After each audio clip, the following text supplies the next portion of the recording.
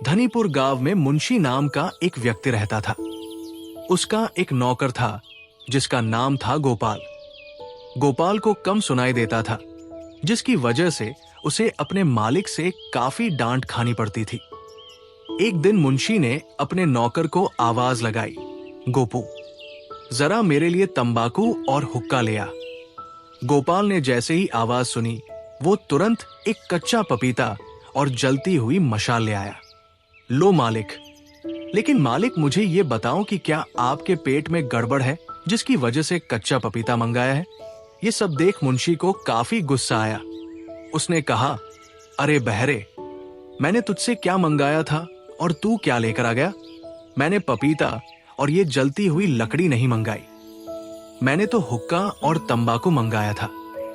ये सुनकर गोपू अपनी गलती को छुपाते हुए बोला, अभी रुको मालिक, मैं तुरंत जाकर ले आता हूं। वह जाता है और तंबाकू और हुक्का लेकर आता है और मुंशी को सौंप देता है। मुंशी हुक्का लगाते हुए कहते हैं, अरे गोपू सुन, आज जमींदार के यहां माता पधारी है। मैं तो अपने ससुराल जा रहा हूं क्योंकि तेरी मालकिन की तबीयत खराब है। तो एक काम करना, मेरी तरफ से कच्चे चावल और कच्चे केले लेकर जाना और सीधा जमींदार के हाथों पर रख देना। गोपाल सारी बातें ध्यान से सुनता है और कहता है, ठीक है मालिक, मैं सुबह होते ही जमींदार के यहाँ कच्चे चावल और कच्चे केले लेकर चला जाऊंगा। अब रात बहुत हो गई है और सुबह जल्दी भी उठना है, तो आप सो जाइए मालिक। सुबह गोपाल बिना बताए कच्चे चावल और कच्चे केले लेकर जमींदार के महल जाता है। जमींदार के सिपाही गोपाल से पूछते हैं, यहाँ क्यों आए हो? क्या काम है? गोपाल कहता है, जमींदार की मां मर गई है, मैं उनके खाने के लिए कच्चे चावल और कच्चे केले लेकर आया हूं। ये सुनकर सिपाही हंसते हैं और कहते हैं, पागल हो गए हो क्या? जमींदार की मां तो कल ही यहां आई है और तूने उन्हें मार भी दिया। दोनों सिपाही गोपाल को लेकर जमींदार के पास जाते हैं और कहते हैं, महाराज, ये देखो, ये कह रहा है कि आपकी मां मर गई है और आपके खाने के लिए कच्चे चावल और कच्चे केले भी लेकर आया है। ये सुनकर जमींदार कहता है, कौन हो तुम और तुमसे ऐसा किसने कहा? महाराज, मैं मुंशी जी का नौकर हूं, उन्होंने ही मुझसे कच्चे केले और कच्चे चावल सीधा आपको भेंट करने के लिए कहा था। जमींदार, इस मुंशी को अभी यहां बुला कर लाओ। सिपाही जाते हैं और मुंशी जी को जमींदार के सामने पेश करते हैं। महाराज, क्या हुआ? क्या मुझसे कोई गलती हो गई? अरे मुंशी जी, मैं तो आपको बहुत ही भला इंसान समझता था, लेकिन आपने तो मेरी मां को जीते जी मार दिया। लेकिन हुआ क्या? महाराज, इसे जानते हो, ये तुम्हारा ही तो नौकर है। ये कह रहा है कि तुमने मेरी मां की मौत होने के पर मेरे लिए कच्चे चावल और कच्चे केले भेजे हैं। मुंशी तुरंत महाराज से माफी मांगते हुए कहता है, महाराज, ऐसा नहीं है, मैंने तो इससे ये कहा था कि महाराज के यहाँ माता पधारी है तो सुबह उनकी भेंट के लिए कच्चे चावल और कच्चे केले लेते जाना। महाराज इस बात से काफी क्रोधित थे, इसलिए उन्होंने कहा, नहीं मुंशी जी, आपको इस नौकर को अपने काम से निकालना होगा, तभी इसे सबक मिलेगा। गोपाल माफी मांगते हुए कहता है, मालिक आप घर जाइए, मैं भी कहीं अपनी जगह ढूंढ लूंगा। गोपाल वहां से चला जाता है और चलता चलता एक जंगल में काफी दूर निकल जाता है। काफी समय तक कुछ खाने को न मिल पाने के कारण वो भूख से बिलखने लगता है। उसे सामने एक नदी दिखाई पड़ती है। वो जाकर उस नदी का पानी पीता है और आराम करने के लिए जगह तलाश करता है।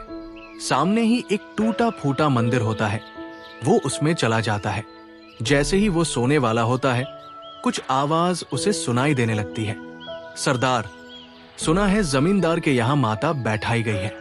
माता की मूर्ति के नीचे जमींदार ने काफी सारा सोना और खजाना छुपा रखा है। अगर हम किसी तरह से उस खजाने को ढूंढ लेते हैं तो हम अपने बाकी के जीवन को काफी आराम से बिता सकते हैं। सरदार अपने सेवक की बात सुनकर काफी खुश होता है और उस खजाने को ढूंढने के लिए काफी विचार करने लगता है। कुछ समय तक सोचने के बाद वो अपने सेवकों से कहता है, सेवकों, माता के स्थान के चारों ओर फैल जाओ और ध्यान रहे कोई भी हमें पहचान ना पाए। सरदार के कहे अनुसार उसके सेवक चारों ओर फैल जाते हैं। गोपाल उन सब की बातें छुपकर सुन रहा था। उसे अब समझ आ चुका था कि जमींदार का खजाना और उसकी जान खतरे में है। वो तुरंत वहां से भाग भाग कर जमींदार के महल वापस आता है और उसने ये सारी घटना सुनाता है। ये सब सुनकर जमींदार को गोपाल की बातों पर विश्वास नहीं होता है, क्योंकि उसे ठीक से सुनाई ही नहीं देता है। जमींदार कहता है, फिर से तुम आ गए बकवास करने। महाराज, मैं कोई बकवास नहीं कर रहा हूं। ये सच है, आपका छुपाया हुआ खजाना खतरे में है। अगर आप अपने सैनिकों से सतर्क होने के लिए नहीं कहोगे तो आपका छुपाया हुआ खजाना चोरी हो जाएगा।